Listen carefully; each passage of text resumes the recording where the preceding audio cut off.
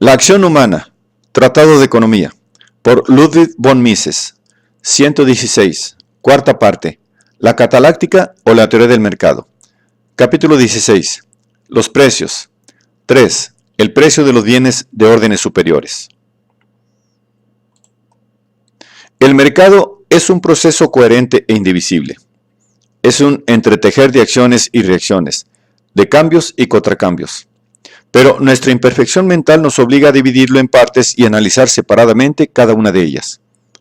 Al emplear tal artificiosa segmentación, nunca debe olvidarse que la aparentemente autónoma existencia de esas partes es una construcción imaginaria de nuestra mente. Son solamente partes, es decir, no se las puede pensar como si existieran fuera de la estructura de la que son partes. Los precios de los bienes de orden superior son función, en última instancia, de los precios de los bienes del orden primero o inferior, es decir, de los bienes de consumo. Debido a esta relación de dependencia, aquellos son, en definitiva, fruto de las valoraciones subjetivas de todos los miembros que participan en el mercado. Importa advertir que estamos ante una conexión de precios, no de valoraciones. Los precios de los factores complementarios de producción vienen condicionados por los precios de los bienes de consumo. Los factores de producción se tasan con arreglo a los precios de los productos, y de esta tasación surgen sus precios. No son las valoraciones, sino las tasaciones de los bienes del orden primero, las que se transfieren a los de orden superior. Los precios de los bienes de consumo provocan actuaciones que a su vez engendran los precios de los factores de producción. Estos precios se hallan primeramente relacionados solo con los precios de los bienes de consumo. Con las valoraciones de los individuos se hallan relacionados indirectamente, es decir, a través de los precios de los bienes de consumo, productos de su empleo conjunto. Los problemas de la teoría de los precios de los factores de producción deben abordarse empleando los mismos métodos utilizados para analizar los precios de los bienes de consumo. El funcionamiento del mercado de estos últimos bienes lo contemplamos desde dos ángulos. Nos representamos, primero, una situación que forzosamente ha de provocar actos de intercambio, situación que consiste en que el malestar de determinadas personas puede ser paliado en razón a que no todos valoran igualmente los mismos bienes. Suponemos, después, un estado de cosas en el cual no cabe intercambio alguno, pues nadie cree posible mejorar su situación personal mediante ninguna operación mercantil. Del mismo modo que procedemos al analizar la formación de los precios de los factores de producción. La actuación de ágiles empresarios, deseosos de aprovechar las diferencias existentes entre los precios de mercado de los factores de producción y los previstos precios futuros de los bienes de consumo, impulsa el mercado. Dicha fuerza motora se paralizaría en cuanto los precios de los factores complementarios de producción, descontado el interés, se igualaran con los precios de las mercancías elaboradas y nadie creyera que ulteriores cambios en los precios podían variar la situación. Queda así descrito el proceso formativo de tales precios, señalándose tanto su aspecto positivo, es decir, que es lo que lo impulsa, como su aspecto negativo, o sea, aquello que lo hará detenerse. Este lado positivo es el que encierra mayor interés. La descripción negativa, yendo a parar a las construcciones imaginarias del precio final y de la economía de giro uniforme, no pasa de ser una exposición accesoria. No son, desde luego, quiméricos planteamientos los que nos interesa examinar, sino esos precios de mercado a los que los bienes de orden superior efectivamente se compran y se venden. Este método lo debemos a Gossen, Karl Menger y von Bauer. Su principal mérito consiste en hacernos advertir que la determinación de los precios está inextricablemente ligada al proceso de mercado. Distingue claramente entre a. La valoración indirecta de los factores de producción que relaciona el valor del producto con el conjunto de los factores complementarios de producción. Y b. El precio de los diversos factores de producción que se forman en el mercado como resultado de las acciones concurrentes de quienes ellos compiten. La valoración, tal como puede practicarla un actor aislado, Robinson Crusoe o el comité directivo de la producción socialista, jamás puede emplear unidad valorativa alguna. En el acto de valorar, solo se puede ordenar los bienes con arreglo a una escala de preferencia. Nunca podemos atribuir a cada bien una determinada cantidad o magnitud de valor. Es absurdo pretender sumar valoraciones o valores. Cabe decir, descontada la preferencia temporal, que el producto vale igual que el conjunto de factores necesarios para su producción. Pero carecería de sentido afirmar que el valor de dicha mercancía es igual a la suma de los valores de los diversos factores complementarios utilizados. No es posible sumar valores ni valoraciones. Si bien es posible sumar precios expresados en términos monetarios, nunca puede realizarse tal operación aritmética manejando simples órdenes de preferencia. No es posible dividir valores, formar cuotas partes de los mismos. Un juicio de valor consiste pura y exclusivamente en preferir A a B. El proceso de imputación de valores no permite deducir del valor de la mercancía conjuntamente producida el de los factores en ella invertidos. En modo alguno nos ofrece base para el cálculo económico. Solo el mercado, donde cada factor de producción tiene su precio, permite el cálculo económico. El cálculo económico maneja precios, nunca valoraciones. El mercado determina los precios de los factores de producción del mismo modo en que determina los de los bienes de consumo. El proceso de mercado es una interacción de hombres que deliberadamente tratan de paliar del mejor modo posible su personal malestar. Es imposible excluir del mercado las actuaciones humanas. No se puede analizar el mercado de los bienes de consumo dejando fuera las acciones de los consumidores. Es imposible, por lo mismo, estudiar el mercado de los bienes de orden superior haciendo caso omiso de la actuación de los empresarios u olvidando el imprescindible empleo del dinero en las correspondientes transacciones. Nada hay de automático ni mecánico en el funcionamiento del mercado. Los empresarios, en su deseo de cosechar ganancias, son, por decirlo así, como postores de una subasta a la que acuden los propietarios de los factores de producción ofreciendo tierras, bienes de capital y trabajo. Cada empresario quiere desplazar a sus competidores elevando los precios ofrecidos a dichos vendedores. Tales ofertas tienen un límite máximo, el que marca el previsto precio futuro del producto en cuestión, y un límite mínimo, el que ofrecen los demás empresarios igualmente deseosos de apropiarse de esos factores de producción. Es el empresario quien impide la pervivencia de toda actividad productiva que no atienda, en cada momento, las más urgentes necesidades de los consumidores del modo más barato posible. Todos quisiéramos dejar atendidas, en la mayor medida, nuestras necesidades. Todos, en este sentido, aspiramos a alcanzar el máximo beneficio. La mentalidad de promotores, especuladores y empresarios no difiere de la de sus semejantes. Aquellos, simplemente, superan a estos en energía y capacidad mental. Alumbran el camino del progreso material. Advierten, antes que nadie, que existe discrepancia entre lo que se hace y lo que podría hacerse. Adivinan qué cosas agradarían más a los consumidores y procuran proporcionárselas. Para realizar tales planes, elevan los precios de ciertos factores de producción y rebajan los de otros mediante la restricción de su demanda.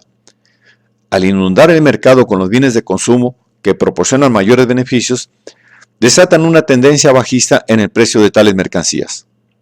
Al restringir la producción de aquellos bienes de consumo cuya venta es poco lucrativa, favorecen la aparición de una tendencia al alza de estos artículos.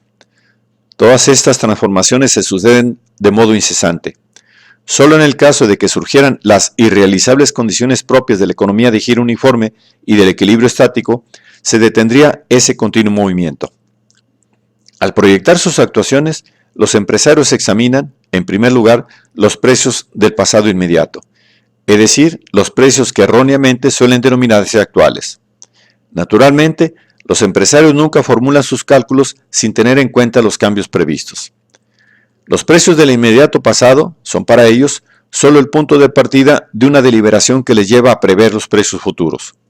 Los precios del pasado no influyen en la determinación de los precios futuros. Por el contrario, es la anticipación de los precios futuros de los productos lo que determina los precios de los factores complementarios de producción.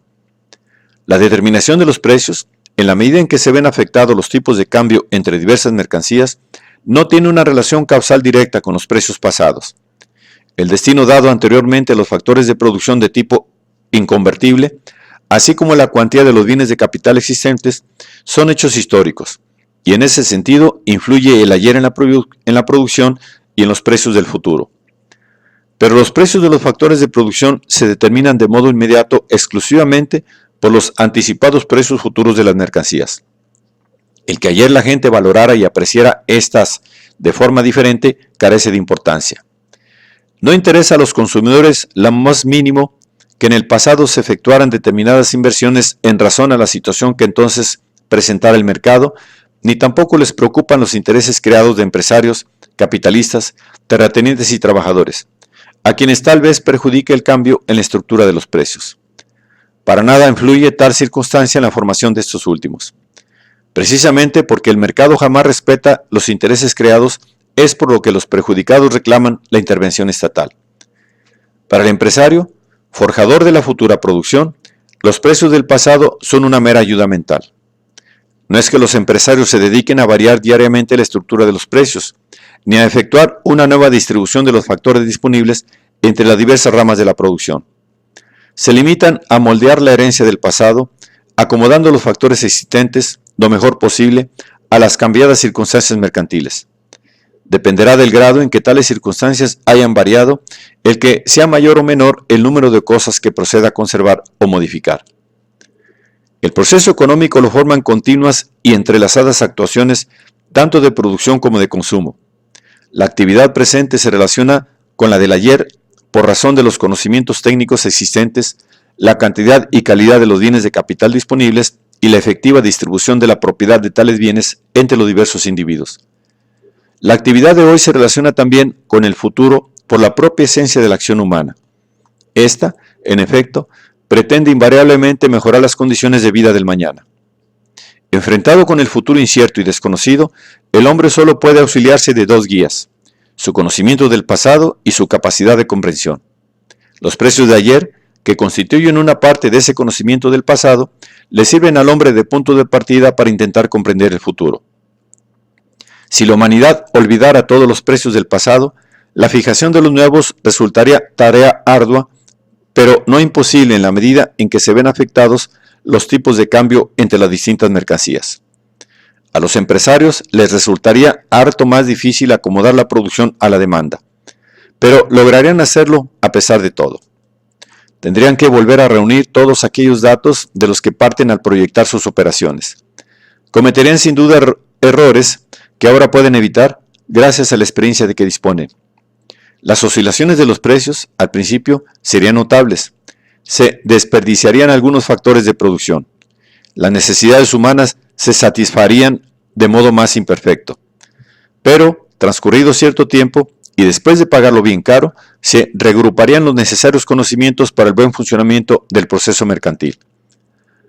Conviene notar que es la competencia entre los empresarios afanosos de lucro la que impide el mantenimiento de precios falsos para los factores de producción. La propia actuación de los empresarios, si no ocurrieran nuevos cambios, daría lugar a la, por lo demás, irrealizable en la práctica, economía de giro uniforme. En esa subasta pública de ámbito mundial que es el mercado, los empresarios pujan entre sí, como decíamos, por apropiarse de los factores de producción que les interesan. En tal puja vienen a ser como los mandatarios de los consumidores. Cada empresario representa unos determinados deseos de los consumidores y aspira o bien fabricar un producto nuevo o bien a obtener las mismas mercancías con arreglo a un método mejor. Dicha competencia entre empresarios no es en definitiva más que la competencia planteada entre las diversas fórmulas que, mediante la adquisición de los bienes de consumo, el hombre tiene a su disposición para suprimir el propio malestar en el mayor grado posible. Las decisiones de los consumidores de comprar cierta mercancía y rechazar otra determinan los precios de los factores de producción necesarios para la obtención de las mismas. La competencia entre los empresarios refleja los precios de los bienes de consumo en la formación de los precios de los factores de producción. Refleja en el mundo externo el conflicto que la escasez de los factores de producción crea inexorablemente en cada individuo.